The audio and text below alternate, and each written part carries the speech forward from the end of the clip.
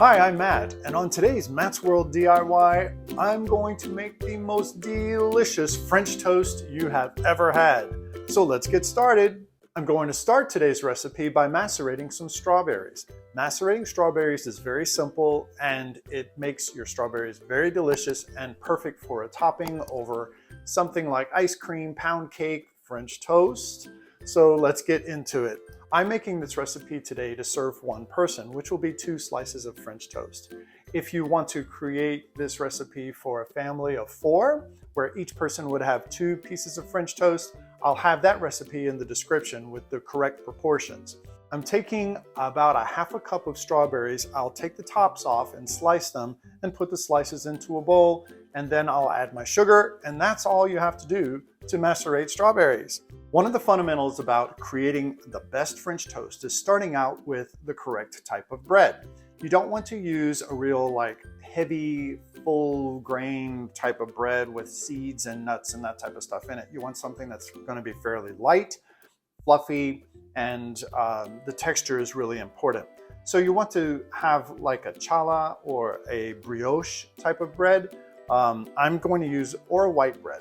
I'm using a thick cut brioche bread today, and the brioche has a very high butter and egg content already. So the texture of the bread is going to be very fluffy and light. I'll start with 1 egg into a shallow dish.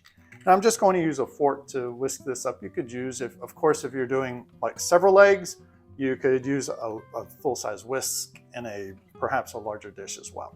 So let me beat this egg up a little bit. I remember as a child, whenever I would have French toast and my grandmother would make it, I would say, please make sure you beat the eggs very well, because I don't want any egg white on my French toast, because I don't like the taste of fried eggs. That's just me. And if the egg isn't beaten well enough, you're gonna have streaks of that white part of the egg on top of your French toast, and you're going to really taste that egg like it's a fried egg. Now, if you like that, that's great, but that's not what I'm going for today. So I have my 1 egg beat, and I'm going to add a 1/4 teaspoon of cinnamon to this. Of course, if you're making it for a larger group, if you're making like to serve 4, then you'll have more cinnamon, more of all of these ingredients. Also, I'm just going to put a pinch of nutmeg in here. This nutmeg is really going to enhance the flavor of the dish, but you don't want to go too heavy on it because it can be rather overpowering. I'm also going to add about a half a teaspoon of sugar, and I'm also going to put about a tablespoon of milk. And this looks pretty good. So now I'm going to go ahead and get my pan ready for my toast. We're almost done. Making French toast does not take a long time, and it's super duper delicious. So my pan is heating up, and I have my egg mixture here and my bread.